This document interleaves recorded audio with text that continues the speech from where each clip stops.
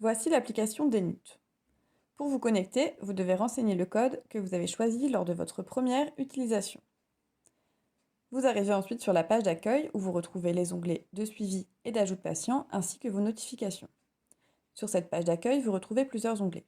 Par exemple, en haut à droite, vous retrouvez votre profil avec vos informations et il vous est également demandé si vous autorisez les notifications.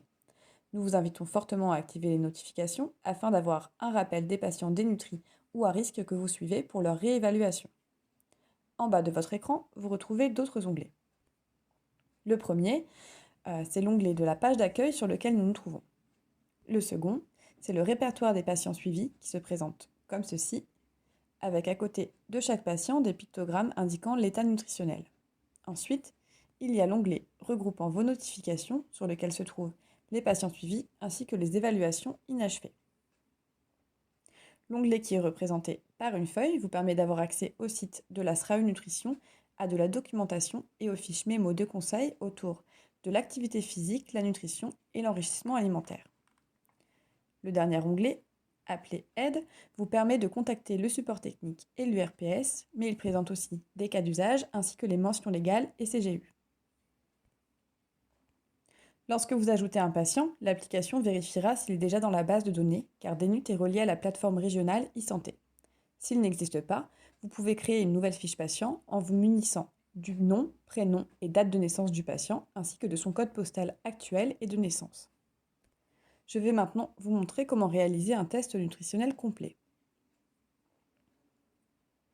Vous pouvez choisir votre patient et cliquer sur « Faire un test nutritionnel complet ».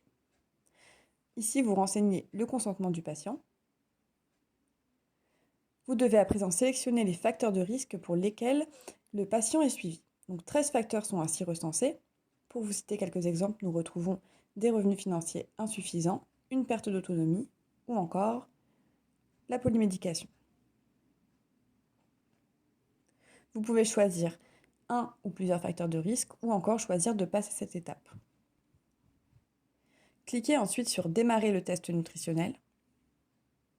Sachez que vous pouvez suspendre à tout moment l'évaluation et la reprendre dans les 7 jours. Au-delà de 7 jours, il sera nécessaire de refaire un test complet. Donc la première question, elle porte sur la motricité actuelle du patient. Les réponses suivantes vous sont proposées: du lit au fauteuil, autonome à l'intérieur ou sort du domicile.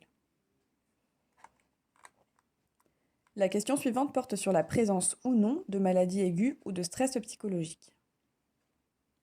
Ensuite, il est demandé si le patient présente des problèmes neuropsychologiques, à savoir une démence ou dépression sévère, une démence légère ou aucun.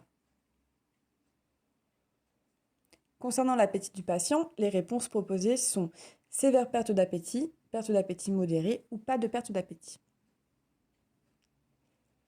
Ici, il vous est demandé de renseigner la perte de poids au cours des 3 derniers mois.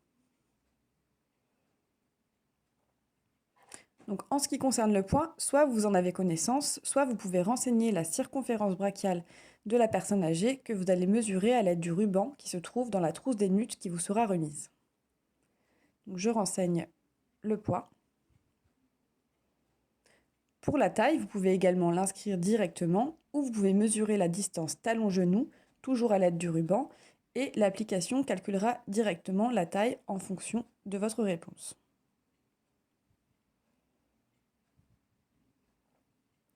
Enfin, le taux d'albumine est demandé. Il est facultatif, mais si vous en avez connaissance, vous pouvez le consigner dans cette 8e question. À la fin de ce questionnaire, une dernière question est posée sur la prise alimentaire du patient. Pour cela, vous lui présentez la réglette également incluse dans la trousse en lui posant une question du type « Comment mangez-vous ?» de « Je ne mange plus » à « Je mange bien ». La réponse du patient vous donnera un score entre 0 et 10 que vous retrouverez de votre côté de la réglette. Renseignez-le sur l'application et terminez l'évaluation. Vous avez alors accès à un compte-rendu vous proposant la démarche à suivre, à savoir proposer des conseils diététiques aux patients, idéalement refaire une évaluation donc ici dans 15 jours, et informer le médecin traitant en lui envoyant le compte-rendu que vous avez généré au format PDF et lui transmettre ensuite via votre messagerie sécurisée de santé.